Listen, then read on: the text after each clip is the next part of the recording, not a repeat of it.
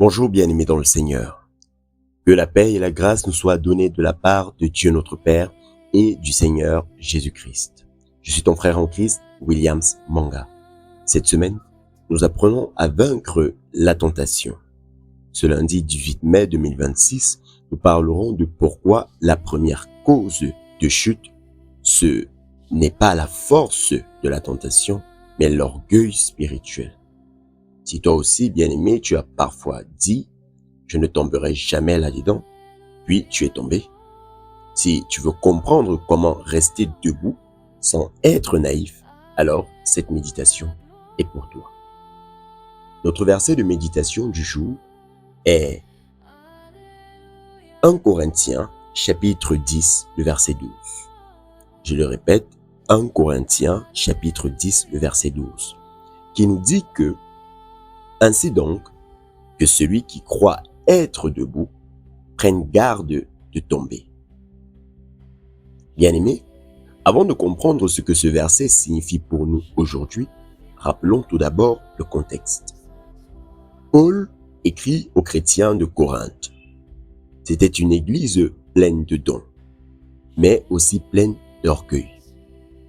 Certains pensaient être assez forts pour fréquenter les temples d'idoles sans être contaminés. Il disait, la foi nous rend libres, on ne tombera pas. Et Paul les avertit en disant, ne soyez pas trop sûrs de vous. Rappelez-vous, le peuple d'Israël dans le désert. Ils ont vu des miracles, ils ont traversé la mer, et pourtant, ils sont tombés dans l'idolâtrie. Paul veut dire donc que la chute vient souvent quand on croit qu'on est trop fort pour tomber. Alors, quel est le sens profond de ce passage bien-aimé? Pour le comprendre, prenons une image. Imagine un funambule sur un câble tendu entre deux gratte-ciel. Il marche avec assurance. Il maîtrise son équilibre. Les spectateurs l'applaudissent. Soudain, il regarde en bas. Il se voit invincible et relâche sa concentration. Puis, qu'est-ce qui se passe? C'est qu'il tombe. Ce n'est pas la difficulté du câble qui l'a fait chuter, bien-aimé. C'est l'orgueil de sa propre force. Et voilà donc le danger. La plupart des chutes spirituelles ne commencent pas par un grand péché. Elles commencent généralement par une confiance excessive. Pierre disait que même si tous t'abandonnent, moi, je ne le ferai jamais. Quelques heures plus tard, il reniait Jésus, devint une simple servante. Donc, le danger n'est pas seulement la faiblesse. Le danger, c'est l'ignorance de sa faiblesse. Alors, bien-aimés, qu'est-ce que ce verset nous apprend pour vaincre la tentation? La première vérité, c'est lorsque le passage nous dit que celui qui croit être debout. Ainsi, bien-aimés, il s'agit là d'une illusion de la force personnelle. Quand on pense avoir réussi, vaincu, progressé, on baisse la garde. Et c'est là justement que l'ennemi frappe. La deuxième vérité, c'est lorsque le passage dit « prenne garde de tomber ».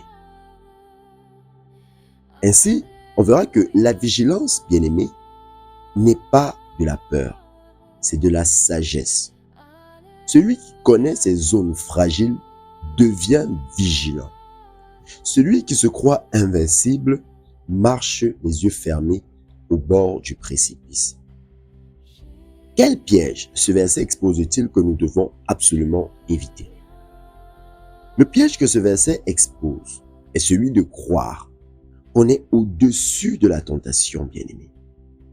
En effet, on dit souvent, moi, ce péché-là, c'est fini.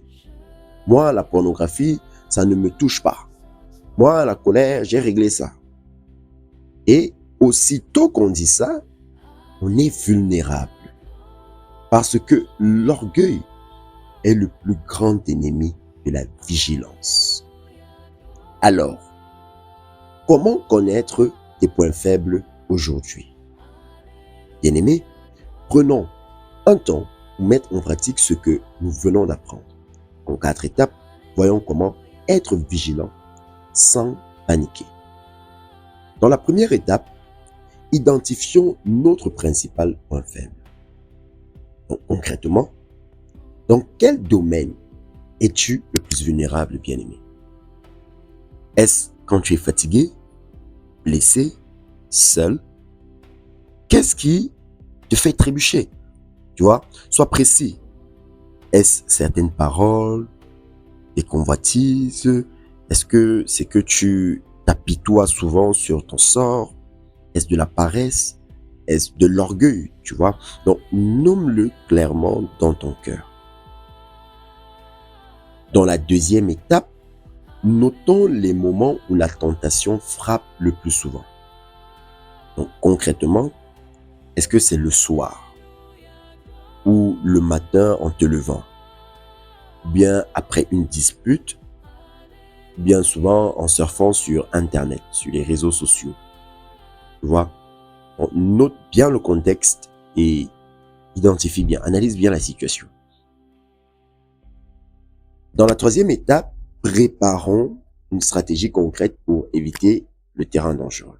Donc, concrètement, tu peux dire par exemple que si tu es vulnérable le soir, décide de couper ton téléphone à 21h. Tu vois? Donc, quand le soir arrive, vraiment, coupe tout. Si tu sais que tu es vulnérable à la colère, tu écris ce que tu diras avant de répondre. Donc, prends le soin, avant de lui répondre soit à quelque chose, prends le temps de noter, tu relis et tu te demandes, bon, est-ce que ça glorifie Dieu? Et si tu vois que ça glorifie pas Dieu, là, tu vois que tu peux changer de réponse. Tu vois? Dans la quatrième étape, déclarons. Oui, déclare que je ne veux pas vivre dans l'illusion de ma force, mais dans la vigilance de ma faiblesse. Alors Seigneur, garde-moi. C'est très important, bien-aimé. C'est très important. Bien-aimé dans le Seigneur, qu'est-ce qui changera concrètement dans notre vie quotidienne si nous intégrons parfaitement cet enseignement? Voyons cela sous plusieurs aspects. Déjà, l'aspect numéro 1, c'est quand nous nous sentirons forts spirituellement. Comment est-ce que nous réagirons? On voit que au lieu de nous reposer sur nos victoires passées, nous doublerons de vigilance. Oui, les chutes arrivent souvent juste après les grandes grâces bien-aimées. David est tombé après avoir conquis des royaumes. Donc concrètement, après une bonne prière, après un culte puissant, après une victoire sur un péché, ne baisse surtout pas la garde, bien-aimé. Au contraire, prie. Dis Seigneur, garde-moi, je suis fragile, reconnais-le ainsi. L'aspect numéro 2, bien-aimé, c'est quand nous connaîtrons nos zones fragiles, comment est-ce que nous agirons? On verra qu'au lieu de vivre dans la peur, nous éviterons tout simplement le terrain dangereux. C'est-à-dire que si tu sais que tu es faible devant l'alcool, alors n'entre pas dans un bar, bien-aimé. Si tu sais que tu es faible devant la colère, alors ne réponds pas tout de suite.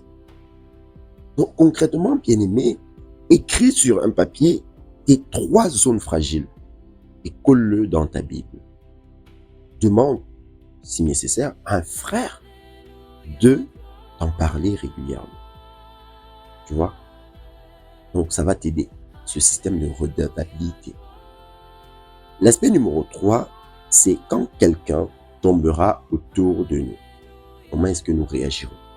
On verra qu'au lieu de juger ou de dire « cela ne m'arrivera jamais », nous nous rappellerons ce verset. Oui, ce verset de 1 Corinthiens 10-13, oui. Nous prierons pour lui et nous serons plus vigilants pour nous-mêmes. Donc concrètement, bien-aimé, quand tu entends qu'un chrétien connu est tombé, ne te réjouis pas, ne méprise pas cela. Dis Seigneur, garde-moi. Par sa chute, apprends-moi à veiller. Parce que cela peut arriver à tout le monde, bien-aimé. L'aspect numéro 4, c'est quand nous tomberons, malgré notre vigilance, que ferons-nous? Voilà que au lieu de rester au sol par honte, nous nous relèverons vite. Pourquoi? Parce que la chute n'est pas une fatalité, c'est une leçon, bien-aimé. Proverbe chapitre 24, le verset 16 nous dit que le juste tombe cette fois et il se relève.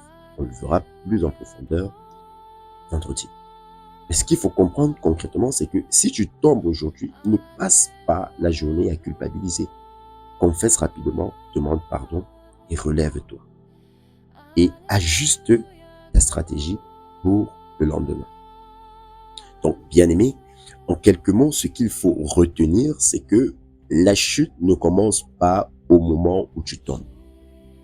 Elle commence généralement au moment où tu crois que tu ne peux pas tomber. Tu vois? Donc, ne vis pas dans l'orgueil, vis dans la vigilance. Connais tes faiblesses, surveille tes angles morts. Il laisse la garde de Dieu te protéger. C'est très important. Maintenant que nous avons compris ces choses, bien-aimés, prions ensemble afin de recevoir un cœur vigilant et non orgueilleux. Nous sommes en prière. Adorable Père céleste, nous venons à toi dans le nom puissant et souverain de Jésus-Christ. Seigneur, délivre-nous de l'orgueil spirituel. Nous avons trop souvent dit des choses du genre « je tiendrai, jamais je ne tomberai ». Oui, ça m'est arrivé à moi aussi. Mais tu nous rappelles que notre force est en toi et pas en nous. Aujourd'hui, nous regardons nos fragilités, notre point faible et nous le nommons devant ta face. Nous ne voulons plus marcher les yeux fermés. Alors Père, apprends-nous à veiller avant de tomber. Nous ne vivons pas dans la peur, mais dans la vigilance. Nous ne sommes pas forts, mais tu nous gardes néanmoins. Nous le croyons dans le nom puissant de Jésus-Christ. Amen. Bien-aimés dans le Seigneur, alors que nous arrivons au terme de cette méditation, je voudrais que tu retiennes ceci. La chute ne commence pas au moment où tu tombes. Elle commence généralement au moment où tu crois que tu ne peux pas tomber.